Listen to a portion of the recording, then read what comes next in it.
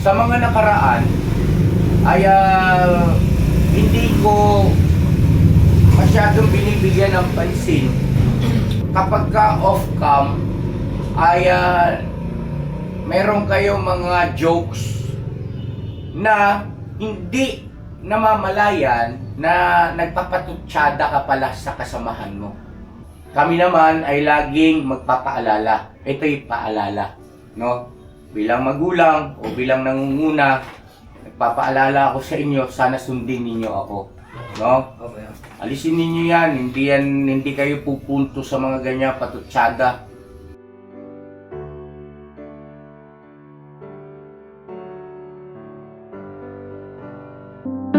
You can be anywhere you choose to be. Be with whoever, but you're here with me. I know I'm not a star and not a 10 man. No, you're in my heart, not the heart that you but I can play the lover, I can play the fool. I'd play any part just to be close to you.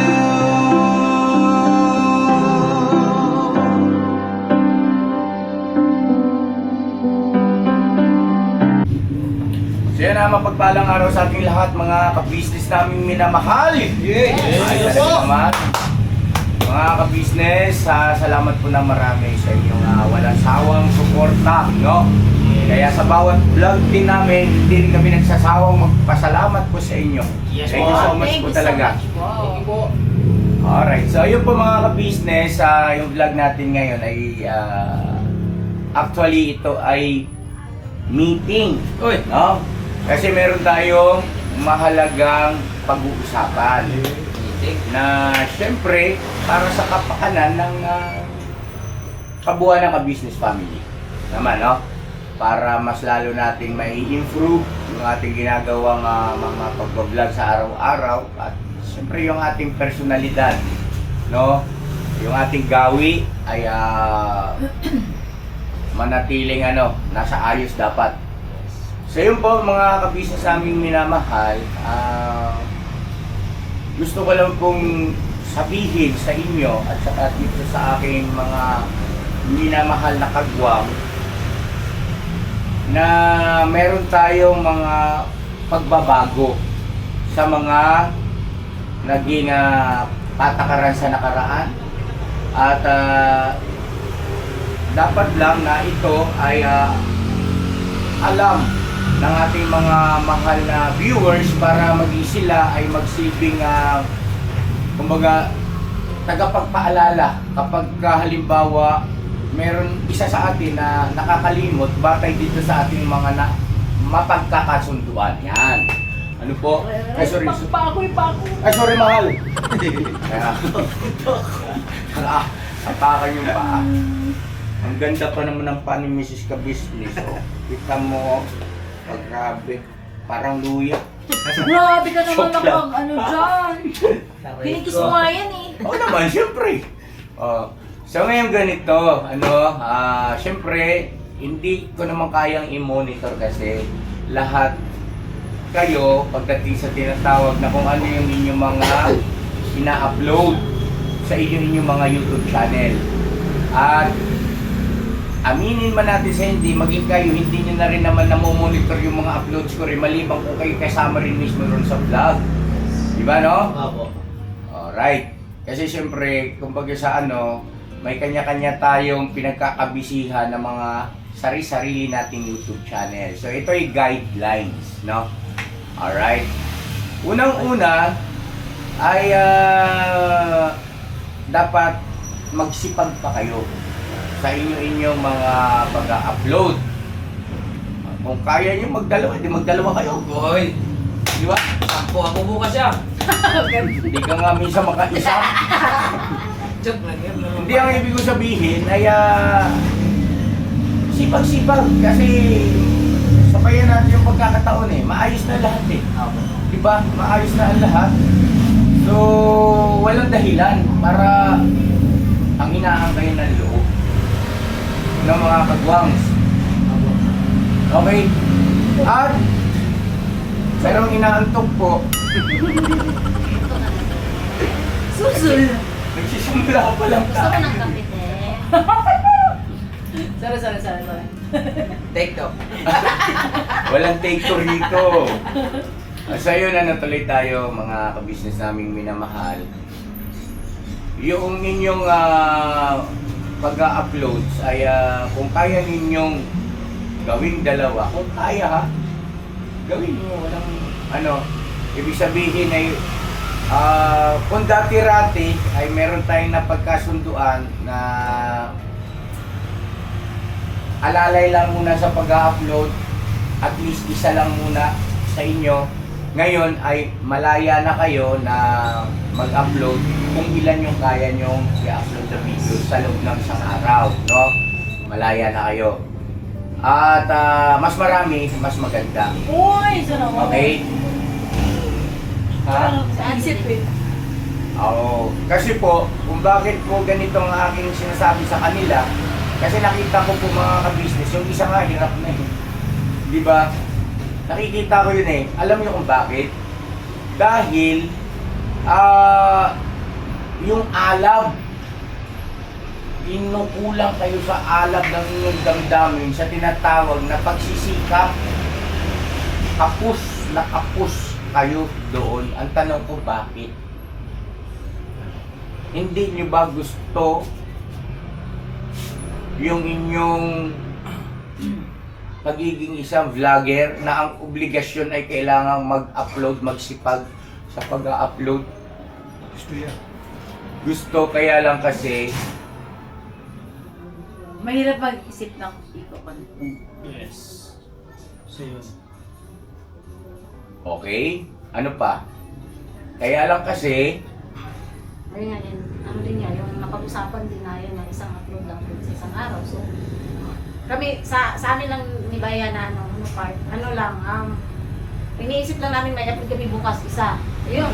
Kaya na, parang Doon lang nagkaroon. nagpo-focus lang kami talaga sa isa.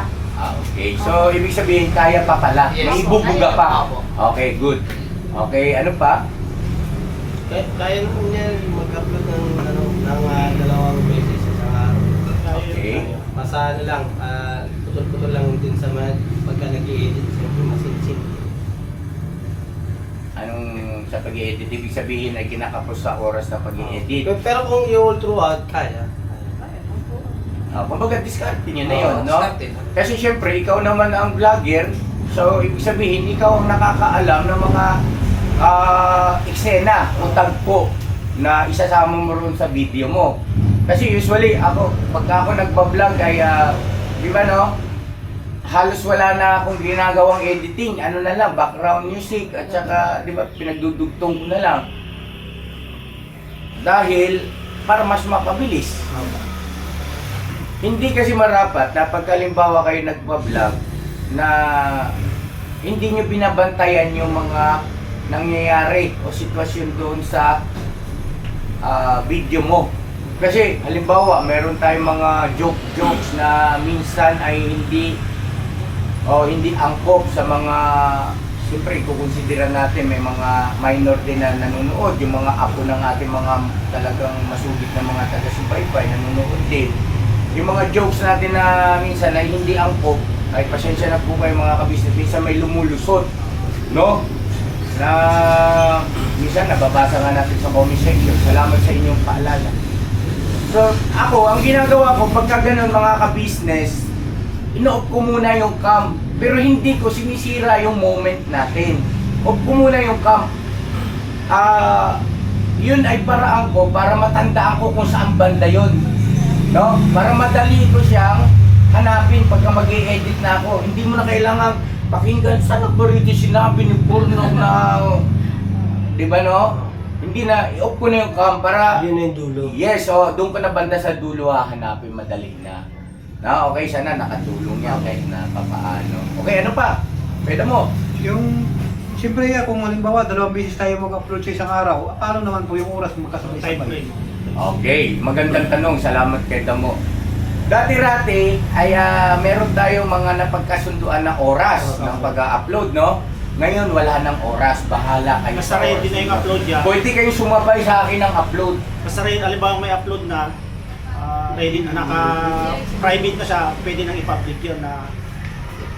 Oo, pwede na. Ang ibig ko lang sabihin, hindi nyo na kailangang aalalahanin pa yun kasi nga inaalis na natin yung ganoong ating napagkasunduan na halimbawa, Kagwang by Papaya, yung oras ng pag-upload niya, wala nang oras.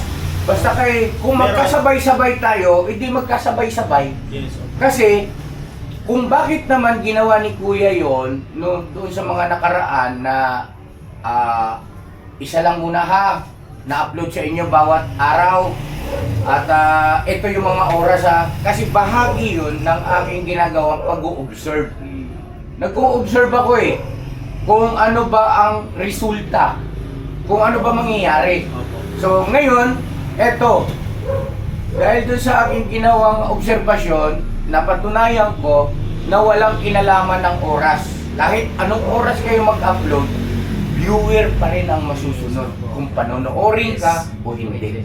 No? Kahit magkasabay pa tayo ng oras ng pag-upload, viewer pa rin ang masusunod. No? Tama rin naman yung aking naging thinking na para mag-giveaway, no?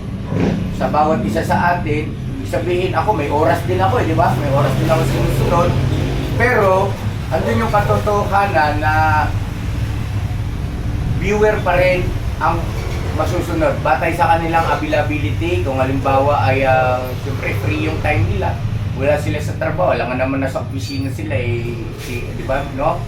Kumbaga, andun yung katotohanan, sila pa rin talaga ang masusunod. Nasa kanila yung kung panonoorin nila o hindi.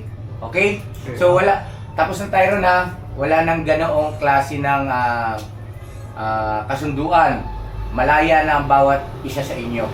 Ito, ulitin ko kung bakit ganoon yung aking naging pasya o panukala doon sa mga nakaraan kasi inoobserbahan ko kung alin yung mas magiging epektibo na mga pamamaraan na mas makakabuti sa bawat isa sa atin. Okay? Alright ba yun? Alright po. Okay, sige. Alright. O ano pa? Ano pang inyong concern? Pwede din ba nila? Live? Yes, of course! May karapatan kayong mag-live. Ano mang oras ninyo gustuhin. No? Okay? Ibig sabihin ay parang pwede yata akong mag-live ngayon o hindi kaya, hindi ako makapag-upload, hindi ako nakagawa, hindi natapos yung in-edit ko, mag-live na lang ako. Bira! Okay? Okay. Maliwanag yan ha. Opo. Tapos, ito pa. Ito na yung pinaka nilalaman ng vlog na ito. Patungkol sa inyong mga gawin at pag-uugali. Sa mga nakaraan, ay hindi ko masyadong binibigyan ng pansin yung alam nyo yung kapag ka off-cam ay meron kayong mga jokes na hindi namamalayan na nagpapatutsyada ka pala sa kasamahan mo. Lalo na't kung halimbawa hindi mo siya kaharap o hindi mo siya kasama sa pagkakataon na yon. Okay? Halimbawa, si Kuya Damulag, absent na naman. No? Halimbawa lang naman ito. Ngayon, kayo na mga kagwang, palibasat, alam nyo na hindi naman nagbablog si Kuya, pinapasukan nyo yung ating mga usapan, kwentuhan na patutsyada ang dating. Na darating naman yun, pagka mamaya siguro Kuya, oras na ng kainan, nandito na yun. Yung mga ganon. Which is, para sa akin hindi mabuti. Wala akong tinutukoy sa inyo kung sino yon. Halimbawa lang yon, no? Pero yon ay aalisin natin lahat. Yes, po. Huwag niyong ugaliin yung magpatutsadahan. No? Bagaman yan ay biro, hindi maganda. Kasi, tandaan ninyo, kung ano yung inyong gawi, ay nagpapakilala kung sino ka. Di ba?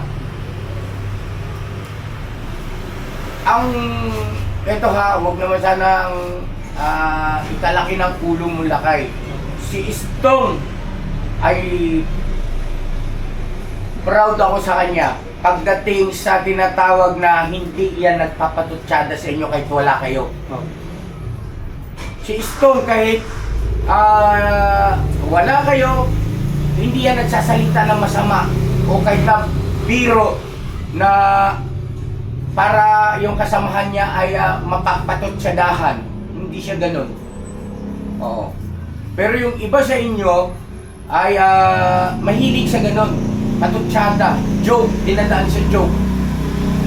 Yung halimbawa yung sa pagkain, no?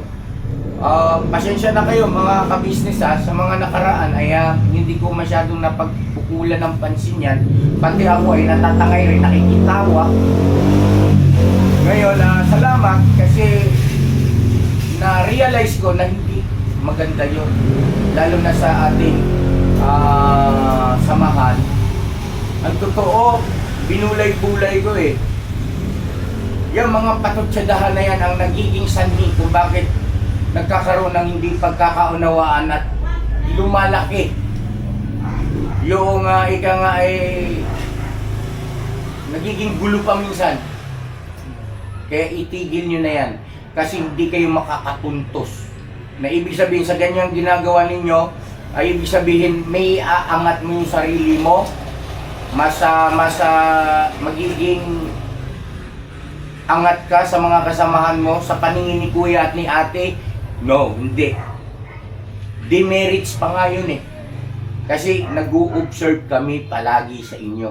Dahil nga kami ay mga magulang ninyo. Mga anak namin kayo na from time to time ay ino-observe ang inyong mga gawi.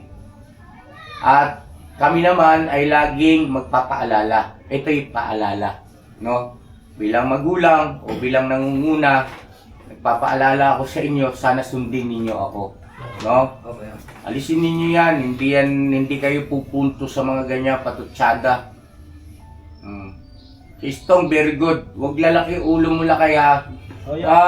Napakaganda ng ano mo na yun, lakay. Hindi yan siya, pagka kami-kami lang, wala yung mga biro na, tungkol sa iyo ba'y papaya, sa iyo burnok, sa iyo ba'y damulat. Walang ganun yan, walang patutsada yan. Ngayon, kung halimbawa meron kayong ginagawa rito na tapos nakita niyo halimbawa isa niyong kasamahan ay wala, tapos kailangan pagtulong-tulungan yung isang bagay na dapat ay gawin, no? Huwag yung tulog eh. Bakit di mo ipagmalasakit, puntahan mo, sabihan mo? Ngayon, kung ikaw naman na sinabihan ay maging alisto ka rin. Hindi yung pinaalalahanan ka ng kasamahan mo, parang ang dating sa iyo, bakit ba? Kayo na lang. Huwag ganun. Kung baga dapat nagkakaisa at nagmamalasakitan. Okay? Hindi yung may pagkakataon po kasi mga kabisnes, lalo na sa mga nakaraan. Halimbawa, yung sa lilinis ng sasakyan, di naman namin inuutos sa inyo yan eh. Diba? Ginagawa nyo kusa yan. Kasi pagka hindi nyo ginawa yan, kami gagawa. Pagka kinakailangan. Salamat sa inyo kasi nakikita namin na nagmamansakit kayo. Nakikita namin na nagpupusa kayo. Kaya lang, ang problema, pag kalimbawang lalabas ako at yung parang pupurihin ko kayo dahil nga parang magpapasalamat si kuya sa ginawa ninyo pagmamalasakit. Ay, halimbawa, nagtanong ako, bakit tatlo lang kayo? Asan si ganito? Ayun na, patutsada na. Magpapatutsada na kayo na parang kayo ang magaling. Ang tanong, bakit hindi mo pinagmalasakit yung kasama mo? Baka hindi niya alam. Puntahan mo. Sabihan mo. Hindi kayo pupuntos sa pagpapatutsada. Ang pangit na ganun, galihak. Yaki. Yak. Diba? Binubuhat nyo sarili nyo, tapos yung kapwa nyo, kasama nyo, dinadown nyo.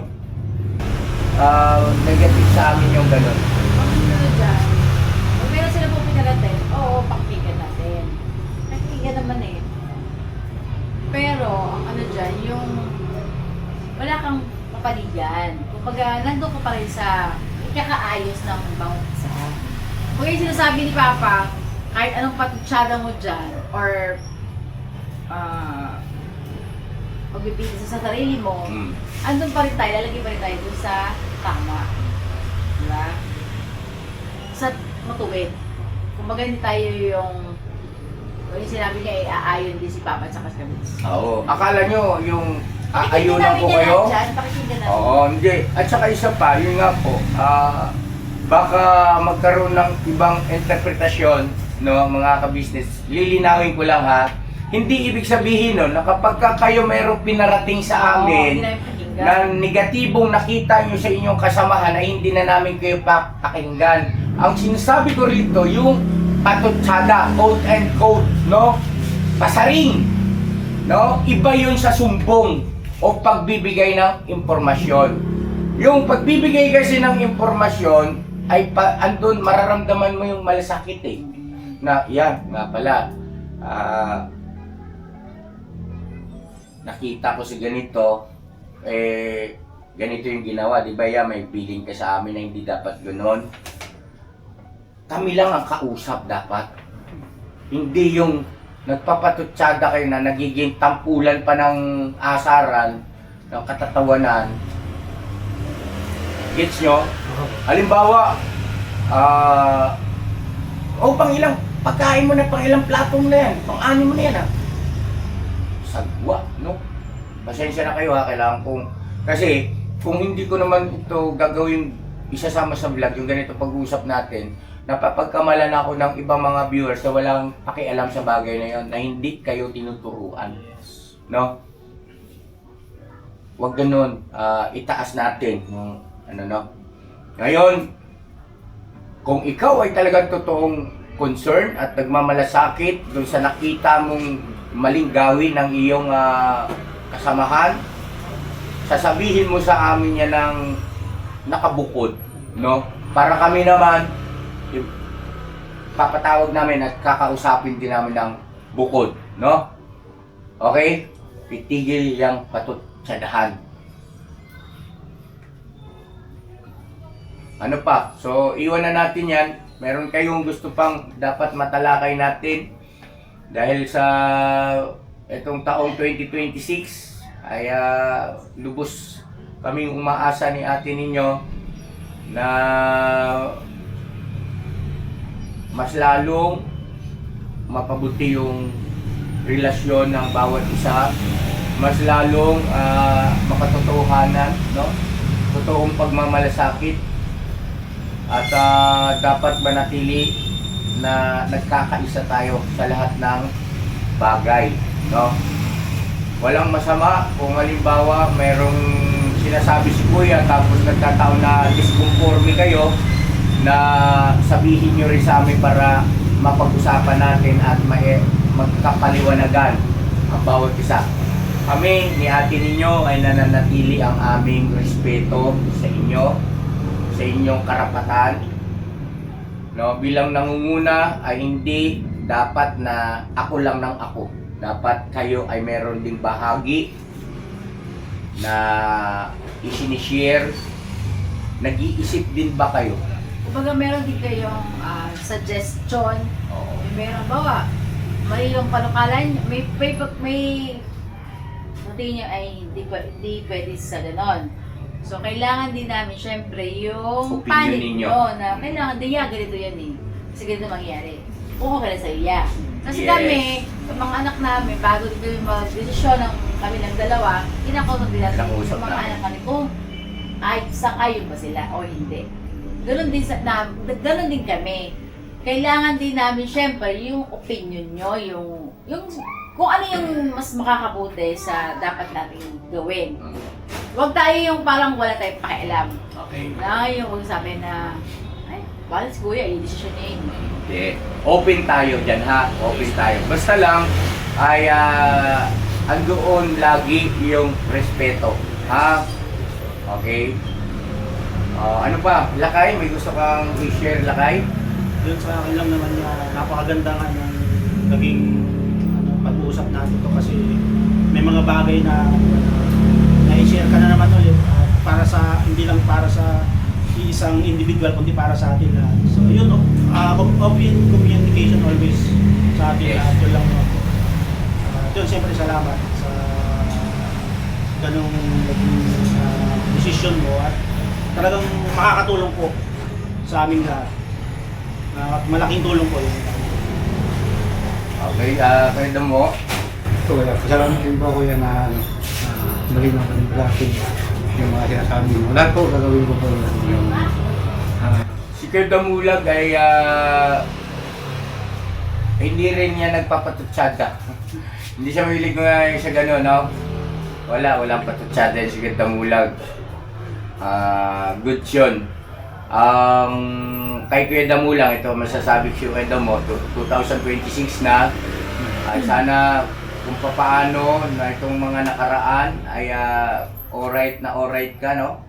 Presente palagi. At ibig sabihin na natutuwa rin hindi lang kami ni ate mo, kundi maging ang ating mga viewers. Ipanatilihin mo yon ngayon. Pagdating naman sa iyong pakikitungo sa mga kasamahan natin, wala akong masabi kay Damo. Alright ka. Wala kang masamang tinapay, no? At never kang nagpatutsada sa kanila, sa iyong mga kasamahan. Okay, Kuya Borno? Ayun nga, yung sa meeting na ito natin ito, siyempre may natutunan at napaalalahanan at siyempre tanggapin din ng positibo at maging panatag lang bawat isa. Yes, so thank you, Kuya Borno. Salamat sa positibong pagtanggap. Okay, bye? Sa akin naman, ay salamat din kasi hindi ka nagsasawa. Kasi yun nga ang hangat mo sa amin ay hindi kami malihis ng landas. Tsaka ang turing mo sa amin ay pamilya at mga anak. So, yun ang ay salamat din po kami sa iyo kasi yun nga, sabi lang ng mga pinagdaanan natin, ito pa rin tayo. Salamat kay ate. Yun nga, sikap pag sa loob ng isang araw ay dalawang upload. Para sa amin ay malaking malaking tulong kasi yun nga, kung gusto nyo ay umangat pa kami. Kasi alam nyo naman po na kung anong pinagdaanan namin, kung anong buhay namin noon. Salamat sa inyo, Kuya Ate. Alright, salamat din bye, no? Si Junjun. Sa akin naman yan, itong ganitong napaka-positibo kaya kasi alam mo yung dagdag siya sa kaalaman namin tapos malaking tulong din siya yan na alam mo yun yung mga ugali namin na mabago talaga. Kasi ako sa totoo lang ang dami kong ugali talaga na ayun nga, tao na magkita pero konti-unti kasi nababago dahil sa mga payo niyo sa amin at saka may suggestion lang din ako isa yan. Okay, go ahead. Sana yung sa ano mo ba, yung mabalik yung katulad yung dati, alam mo yung may isa kayong bag na lagayan talaga niyo ng camera, battery. Kasi napapansin ko kasi every time na, ayun nga, maalis, di ba? Naghahanap pa ng battery, yung camera, ganun. Unlike dati kasi sa inyo, di ba? Nung nagpa-vlog kayo dati, may isa talaga kayong bag na andun na yung battery mo, yung mga wire. Ay, ibig sabihin yung ako mismo ang nagdadala. Ako mismo sa belt bag ko mismo nakalagay. Kasi napansin ko kasi may times na natatagalan, naghahanapan pa ng battery, yung camera saan na nalagay, ganyan, ganon. O pwede siguro, sige ganito, sino kaya ang pwedeng magmalasakit? Kasi dati-rati kasi ay hindi pa naman ganon din ka yung oras ko no, sa mga gampanin. Kaya ano ko pa yun. Kumbaga sa sarili ko ba mga kabisip, pwede naman salamat yun sa iyong paalala, maganda rin. Oh. Good yun, very good yun. Salamat sa suggestion. Yung about sa gamit nila, sinasabi ni Jujula, meron kang isang lagayan. Una-una, yung sa lagayan ni Papa dati, si Bay lang ang nakakalam nun. Yes. Si Bay ang may hawak ng ngayon. Yes, so. Ngayon, marami na tayo dito sa bahay. Dapat hindi lang isa ang gagawa nun. lahat po tayo ay kailangan magkaroon ng pagmamalasakit. Yes, opo. Pagsinop sa lahat ng bagay na nakikita natin na kailangan natin tong gawin. Yes, opo. Kailangan natin tong pagmalasakitan. Kasi gamit ito sa pag-vlog ni Kuya. At ganun din yung mga, hindi na gamit ni Kuya, kundi lahat yung Lahat ng gamit natin. mga tools, yan. Lahat ng gamit dito, tayo ay dapat magmalasakit. Sino? Ultimo, ano yan, yung basta alam niyo na yun, hindi naman kasi tayo bata kasi si Kuya si ate ay hindi ganon siya yung, alam niyo yung sabi ko na lagi, na hindi kami lagi, hindi kasi kami, ano mga kami sa pala utos, hindi. Kahit noong pa na meron kaming mga tauhan na sa soy machine, na dapat gawin na dapat iligpit na, hindi na kailangang Iutos. iutos. Kasi, Naturuan na kayo eh. Opo. Naituro na sa inyo yan. So, syempre naman, ay kung halimbawa maya-maya kayo utusan, hindi rin maganda para kayong bata nun. No? Eh, tama si mama ka business, dapat may kusang palo. Yes. No? Nakita mo na yung tools. Halimbawa lang naman ito, no? Si Burnok, mayroong kinumpuni sa sasakyan, so kailangan niya ng tools, inilabas. Tapos sa anumang kadahilanan, halimbawa may naiwan, no? Ay nakita mo nakakalat. Huwag na yung si Burnok ang ano neto siya dapat maglikpit neto, hindi na. Pag malasakit mo, nakita mo na eh. Ikunin mo na ilikpit mo, tapos saka mo siya sabi. banggitin sa kanya, Nok, naiwan mo pala yung ano kanina ron, niligpit ko na. Ganon, no? or ganito naman, no, hindi mo niligpit, or pwesto, hindi ka na-charge, or ganito. Pag magpapaalalahanan tayo sa isa't isa. Kumbaga, hindi yung, ano ba, yung, alam mo yung, Yeah, tingnan mo si ano yaw. Yung gano'n, no? Tapos tatawa. Yeah, tingnan mo yung ginawa ni Stong yaw.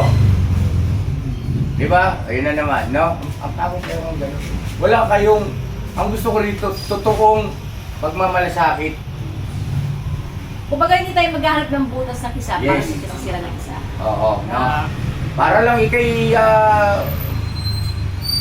umangat, eh, meron kang, alam mo yun, yun nga, balik tayo ulit sa ganong patutsada.